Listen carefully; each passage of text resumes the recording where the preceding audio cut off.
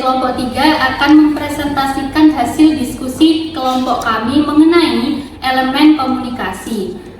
Yang pertama, pengertian elemen komunikasi. Seperti yang kita ketahui, komunikasi adalah penyampaian pesan dari komunikan kepada komunikator.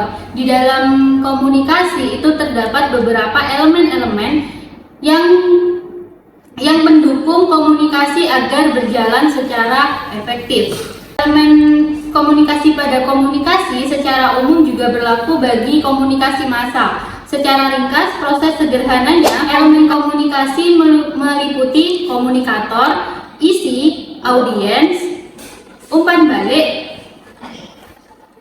gangguan, gatekeeper, pengatur, dan filter. Nah, untuk penjelasan mengenai elemen-elemen komunikasi akan dijelaskan lebih rinci oleh rekan saya. Oke, baik. Di sini saya akan melanjutkan mengenai jenis-jenis elemen komunikasi.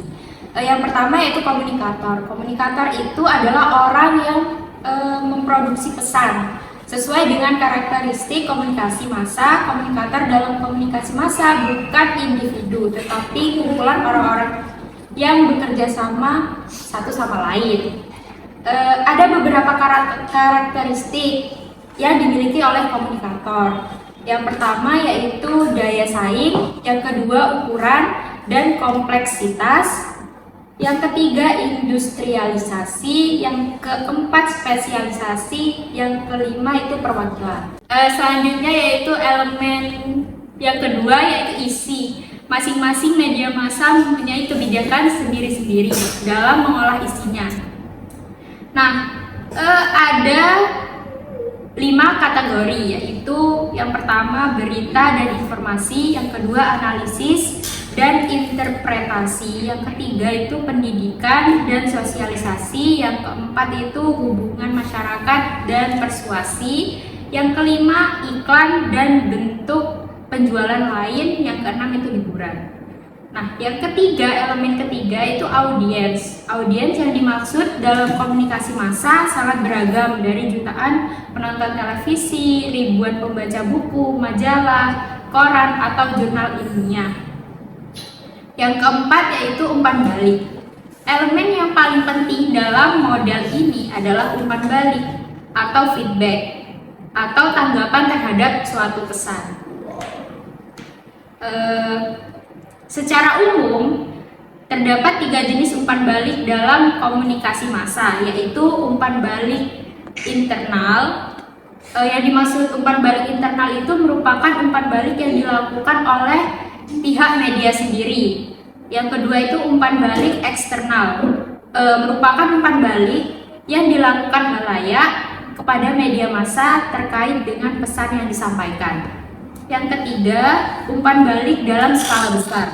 Umpan balik dalam skala besar biasanya dilakukan oleh lembaga riset. Misalnya, surat kabar memiliki audiens sirkulasi, televisi monopoli oleh Nielsen Media Research.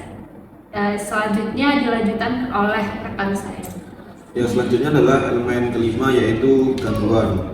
Ada 2 gangguan yang sering kali terjadi dalam komunikasi massa, yakni gangguan saluran dan gangguan semantik. Gangguan saluran di dalam media biasanya berupa suatu hal seperti kesalahan cetak, kata yang hilang, atau paragraf yang dihilangkan dari surat kabar.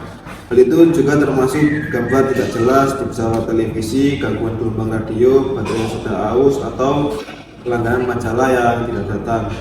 Contoh dari gangguan saluran adalah kesalahan cetak, kata yang hilang, gambar tidak jelas di TV. Gangguan gelombang radio, solusi dari gangguan saluran adalah dengan menggunakan pengulangan. Gangguan jenis kedua adalah gangguan semantik, yaitu gangguan yang berhubungan dengan bahasa. Gangguan semantik bisa diartikan gangguan yang berhubungan dengan bahasa, sebagaimana makna semantik yang berarti ilmu yang mempelajari tentang tata kalimat. Gangguan semantik lebih rumit, kompleks, dan sering kali muncul. Gangguan semantik sangat terasa sekali dalam media elektronik. Misalnya, salah ucap yang dilakukan reporter di lapangan sebagai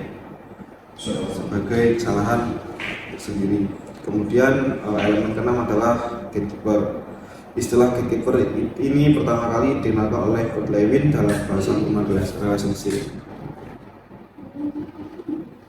Seorang ahli psikolog dari Australia pada tahun 1947. Kata tersebut merupakan sebuah istilah yang berasal dari lapangan sosiologi, tetapi kemudian digunakan dalam lapangan penelitian komunikasi massa. Kemudian elemen yang terakhir nomor 7 adalah pengatur. Yang dimaksud pengatur dalam media massa adalah mereka yang secara tidak langsung ikut mempengaruhi proses aliran pusat media massa. Pengatur ini tidak berasal dari dalam media tersebut tetapi di luar media. Namun demikian, meskipun di luar media massa, kelompok itu bisa ikut menentukan kebijakan redaksional.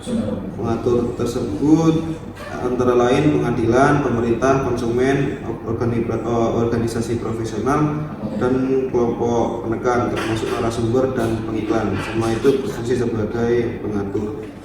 Kemudian adalah yang terakhir adalah filter. Filter adalah kerangka pikir melalui mana audiens menerima pesan.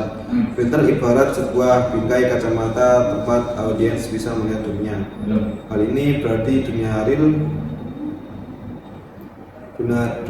real yang diterima dalam memori sangat tergantung dari bingkai tersebut. Baik, dari pembahasan dari kelompok kami mengenai elemen-elemen komunikasi dapat ditarik kesimpulan bahwa proses komunikasi merupakan sebuah sistem kompleks yang memerlukan pemahaman menyeluruh tentang setiap komponennya agar komunikasi tersebut berlangsung secara efektif. Sekian dari presentasi kami mengenai elemen-elemen komunikasi, kurang lebihnya mohon maaf. Wassalamualaikum warahmatullahi wabarakatuh.